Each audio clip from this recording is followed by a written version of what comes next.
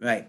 So we were talking about the concept of how the world is being prepared to greet Mashiach Tzidkenu, and we're talking about the fact that when we look and we see the Chanuka lights that are with us here tonight and throughout the entire holiday of Hanukkah, the Rebbe gives the instruction to listen carefully to what the candles have to say, what the candles tell, because they're telling stories. They're telling stories just as we are praising Hashem every single day of Hanukkah with the Hallel in davening and with the Al Hanisim in davening, the Al Hanisim in the Birkat Hamazon, in the benching after meals. So also the Hanukkah lights, the menorah itself is coming and praising Hashem, and it is telling us the stories. The story is that we have to open our eyes and look around us, and then we're able to go and to see how and what the praises of Hashem, the miracles of Hashem are bayamim hahem, as we say in the bracha, she'asa nisim la'avosenu, he who has performed miracles to our forefathers, bayamim hahem, in those days, ubizman hazeh, and at this time and age as well, in our days. So one of the things that was pointed out to me, as we mentioned before we started to record, there was the World Cup Championship in soccer, and this was between two teams that came to the top. One was France and one was Argentina. Now, the whole concept over here is that if we look into the details, we're able to see how and where Mashiach is being revealed. First of all, the concept of unity. What is the concept of unity? That you can have two teams playing against each other, but the top players, the captain of Argentina, I believe, he was told, I was told his name is Lionel Messi, and the other top player, I can't even remember his name, from France. They actually play on the same team. They were only organized to play for the championship for the teams of their countries. In other words, when they were called to the flag, they actually, two players that played together, each of them went to go and to play for their own country. So this is, first of all, the concept of achdus, that when a person is called to the flag, when a Jew, wherever we find ourselves, doesn't make a difference where we are in the world, whatever country it might be, right? A Jew is always a Jew. A Jew is not a Frenchman, and a Jew is not an Argentinian, and a Jew is not an American, and a Jew is not even an Israeli. Yeah, we live in the Holy Land, Eretz HaKodesh. But this is the first thing, the concept of what? Achdus. And this is what brought about the miraculous miracles in the times of Chanuka, in the times of Matisyahu ben Yochanan Kohen Gadol, and the miracles of the Maccabees. The greatest miracle, as we're told in the Talmud and in Hasidic philosophy, was not the fact that we were victorious in the war, a small group of people against the entire Greek Empire. That wasn't the main miracle. That also, of course, was a miracle. There's no doubt. The main miracle was not a material miracle. It was a spiritual miracle. And this is what the Rebbe explains in the Sichos. This is what's explained in the deepest of concepts in regard to Chanuka. When the Greeks came and they confronted the Jewish nation, they weren't coming and saying, like in the days of Purim, like Haman said, oh, I want to go and I want to annihilate the entire Jewish nation in one day, men, women, and children, Hoya Lesia. That wasn't their problem. They wanted us to live. And not only did they want us to live, they wanted us to live with the Torah. That's an eye-opener. The Jews to live with the Torah? Yes. What's the bottom line? What agitated them? They said the Torah is a beautiful philosophy. There's so much to learn from it. It is so illuminating, right? But there's one little point over here that we can't stand. We don't have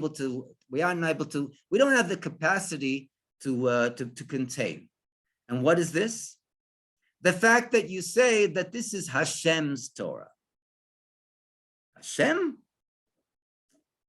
That's something that is above intellectual capacity of the human being. That's something that we can't accept. That's something that we don't acknowledge anything that's above the human being. And that's the way they used to go around. They used to go and say, eat, drink, be merry, for tomorrow they shall all die, as they did. Baruch Hashem. Why did they say this? Because they didn't believe in an afterworld. They didn't believe in the concept of the soul, of the neshama, the continuation of after the life of a human being here in this world. And this is what we say in Ala Nisim. We say, La'avira michukei ritzonecha, lashkicham teirasecha. The Greeks wanted us to forget your Torah. What do you mean your Torah? Your Torah, not our Torah? No, they didn't want us to forget the Torah, our Torah. Lashkicham teirasecha, your Torah. In other words, that the Torah exists without Kavyochol, Chas v'Sholom, without the Creator, without Hashem. La'aviram al chukei retzonecha, to go and to cause us to desecrate your statutes. What do you mean, your statutes? These are the statutes of the Torah, as Hashem gave it to us. No, Hashem's statutes. They were even this is something that they could not stand. And therefore they said, listen, you have a choice.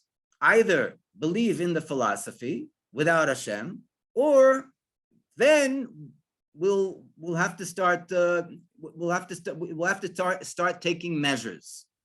And these are the measures that they started to take after they started, we said that there's no way that we're going to accept the Torah without Hashem. So they started to go and they made 3 major decrees, which are the decrees that express our connection with Hashem. They are basically testimonies to the fact that there is the Jewish nation, and we are connected to Hashem. The first one is Rosh Chodesh, the fact that we go and we have the renewal of the moon, and this is something that is exclusive only for the Jewish nation. The fact that we have Shabbos every week, which is again a testimony that we are the chosen nation. We are connected with Hashem. No one else in the world keeps Shabbos, observes Shabbos, or is obliged to keep Shabbos as it is written in the Torah. Last but not least, Bris Milah, the concept of going and circumcising our firstborn. These are all, and this is a bris kodesh. This is a sign or a testimony in the body, the physical body of the Jew. These are things that they made the decree because they wanted to go and to show that we're going to, Kavyochol, they're going to get rid of Hashem and only leave the mitzvahs or the philosophy of the Torah. And that's where they were not able to overcome the achdus, the unity of the Jewish nation. And this brought about in the Jewish nation, Mesiras Nefesh. The fact that the Jews were willing to go and to put our lives on the line in order to show that our connection with Hashem is greater than any other threat that might come from any other nation, including the empire that rules the entire world at that time. Only after this was there the decree to go out to war against the Jews. And to go into and then we had to go and we went out to war, right? When we showed that we weren't willing, Matisyahu ben Yochanan showed that he wasn't willing to go and to take a chaya tameya, the defiled animal, and to bring it as a sacrifice on the altar. And instead of going and taking the animal, he went and he killed the officer that was commanding him to do so.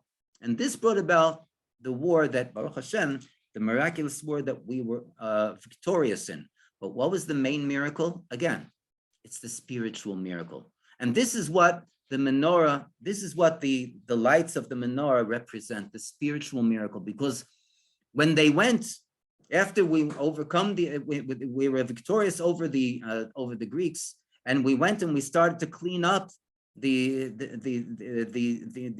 defilement from the Beis Hamikdash, and we went and we wanted to light the menorah. How can you light a menorah without oil?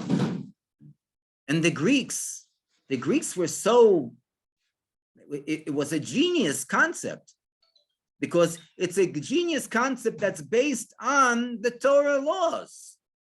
They knew that only oil that was sealed with the seal of the Kohen Gadol was kosher, and that was tahor, and was pure, in order to light the menorah. So when they were commanded, the soldiers were commanded to go in and to desecrate the temple, Rahman al-Itzlan, they were commanded not to spill the oil out, not to break the oil flasks. They were told just one thing: break the seal of the Kohen Gadol. Why? If you don't want us to, if they don't want us to light the menorah, so spill out the oil. If you want us to light the menorah, why'd you break the seal? Very simple, because they wanted us to light the menorah. But they wanted us to light the menorah with defiled oil, with oil that the seal of the Kohen Gadol was no longer existent. The seal was broken. The defiled oil is what they wanted us to light the menorah with. And this would what? This would be a testament. This would be a testimony to the world that we're lighting the menorah. They thought the menorah was a beautiful idea. As a matter of fact, there was even menorahs, not the menorah of the Heichal, but there were menorahs that were lit in other places in the temple that Titus himself, Yimach Shemo, he took back to Greece with him, because he loved the menorah. He loved the concept, the idea of illuminating the world. They wanted us to illuminate the world, but to show that we're illuminating the world by the concept of a human being's intellect, without the involvement of a higher power. No Hashem involved. And this is what the miracle was all about. They searched and we searched and we searched in the Beis Hamikdash. We couldn't find a flask of oil, until, like it says in the Medrash, that an angel, Gavriel Hamalach, was sent down in order to go and to supply us with a one flask of oil. And it was hidden in the ground, until someone was able to find it hidden in the ground, to dig it up. And even that flask of oil was enough to light how long? One night. That's it. What are you going to do with a flask of oil enough to light one night? You know, you're losing before you even start the game. There was emunah. There was the belief in Hashem, and this belief in Hashem went, and it was that which gave us the encouragement to go and to take this flask of oil and light it for as long as it'll light. And there were different explanations in the Shulchan Aruch. It's brought that, I think, 7 explanations in regard to what exactly the miracle was. In Chassidus and even in Nikla, the main miracle, which is the major miracle, is the fact that they found the flask of oil to light. Because if they wouldn't have found a flask of oil that was tar, they couldn't light the menorah. Afterwards, there were different explanations. If they went and they poured the oil into the menorah, and in the next morning, either the oil didn't go down, or there's the explanation is that the oil went down, but the flask filled up. And there's another explanation that they initially went and they filled the menorah with only an eighth of the entire oil. And that eighth continued to burn the entire night, every night. And every time they poured another eighth, and it again every night, the eighth of the entire jug, the entire flask was able to burn. There are so many different explanations. It's interesting if a person has the opportunity to open up. It's written in the Shulchan Aruch, in the halachas of Chanuka. But getting back to our point, this was the miracle. It was a spiritual miracle. And so also, it only came through the Mesirus Nefesh and the Achdus, the unity of the Jewish nation. There were those that proved otherwise, and they left, and their memory isn't around anymore, unfortunately. But getting back to the soccer game, so we said that the two opposing teams, the same head players in each team, they actually played together. They played together in a greater team, but over here, each one was called to the flag of their country, like we were called to the flag of the Maccabi, Mi Kamecha Ba'Kelim Hashem, and everyone got together, and this brought about the miracle and the arousing of Hashem's mercy, Rachamim, and the miracle of Chanuka. But the second thing, and this is, you can take it or otherwise, but someone said that if you look at the winning team was Argentina. And the captain of the team, first of all, his number is 10, which represents the shleimus, the completion of the creation of the world, which is in 10 sfirot, and so on. But beyond that, what is his name? Okay, Lionel, but his family name, Messi, which basically represents what? The concept of Moshiach. That here in this game, it wasn't Argentina that won the World Cup. It was Moshiach that won the World Cup. And this is something that every single person, millions and millions of people all over the world were watching. And by the way, if I'm not mistaken, in the past, this same player, Messi, he showed his unity with the Jewish nation. There were different times that he showed his unity with the Jewish nation at different games. I'm not getting into the details. If anyone remembers, you're welcome to remind us.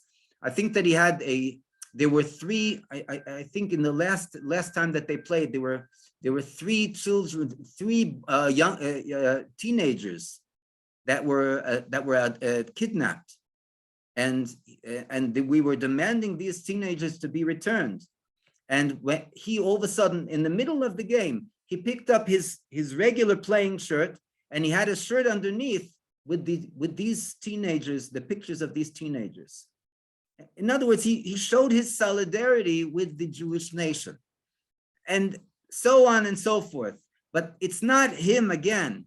We're talking about Moshiach being revealed in the world.